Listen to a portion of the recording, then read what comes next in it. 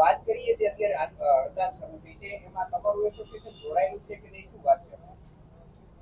FPS association જે પ્રહલાદ કાકાનું છે kerosene licence હોલ્ડરનું, એને 1 જૂન થી ઈ કેવાયસી ના મુદ્દે હડતાલની જાહેરાત કરેલી છે.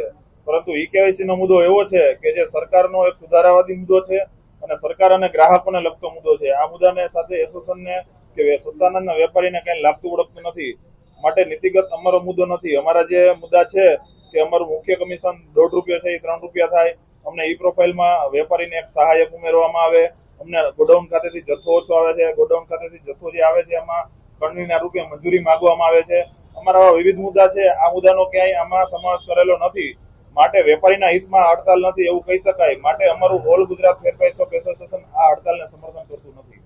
સાથે સાથે વાત કરીએ આપણે કંઈક અન્ય મુદ્દાઓ લઈને પણ પુરવઠા અધિકારીને રજૂઆત કરવાનો તો શું મુદ્દા?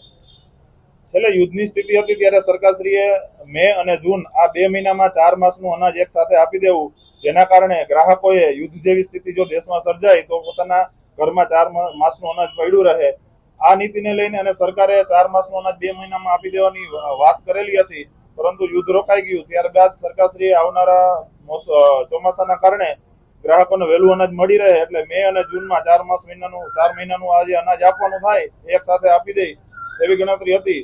પરંતુ એ દરમિયાન 15 મેના રોજ સરકારશ્રીએ ઈ કેવાયસી ની સ્થિતિએ જથ્થાની ફાળવણી કરી. ખાસ કરીને જૂન માસ માટે જે લોકોને 15 મેની સ્થિતિએ ઈ કેવાયસી થયા હતા એટલો જ જથ્થો જૂનમાં આપ્યો. 13 મે પછી જે વેપારીઓ જે કાર્ડ હોલ્ડરો છે ઈ કેવાયસી કરી આવ્યા એ લોકોનો જથ્થો સરકારશ્રીએ જૂન માસ માટે ફાળવણી કરેલો નથી. માટે આવી 30% જે જનસંખ્યા છે કે જેને જૂનમાં જથ્થો મળવાનો નથી. આ માટે અમે જૂન મહિના માટે આ 30% જથ્થાની અમને સપ્લિમેન્ટરી મળી રહે અને જૂન માસનો જથ્થો માસના છેલ્લા દિવસોમાં એલોટ થયો છે. 30 તારીખે 31 તારીખે એલોટ થયો હોય. સરકારશ્રીએ 1 થી 5 જૂન માટે ખૂબ જ ઓછી મુદતમાં વિતરણ કરવાનો સમયગાળો આપેલો છે. એટલે આ જૂન માસના વિતરણના સમયગાળાને પણ વધારવામાં આવે આવી અમે વર્તમાન માંગ લઈને આજે જિલ્લા પુરવઠા અધિકારી શ્રી સમક્ષ અમારી રજૂઆત કરવા જઈ રહ્યા છીએ. આ જો જથ્થો તમને ન પડે તો શું મુશ્કેલીઓમાં આ મોટી મુશ્કેલી છે તો કાર્ડ હોલ્ડરની છે. અને અમે માનીએ છીએ કે કાર્ડ હોલ્ડરની મુશ્કેલી છે એ વેપારીઓની મુશ્કેલી છે. કારણ કે જે ઈ કેવાયસી છે ને એ એવા વર્ગનું નથી થયું કે જે જાગૃત નથી, જે અભણ છે, જેને ખ્યાલ નથી કે આધારની સાથે મોબાઈલ નંબરનું સીડિંગ કરવાનું હોય. મોબાઈલ નંબરનું સીડિંગ થાય તો એમનું ઈ કેવાયસી થાય.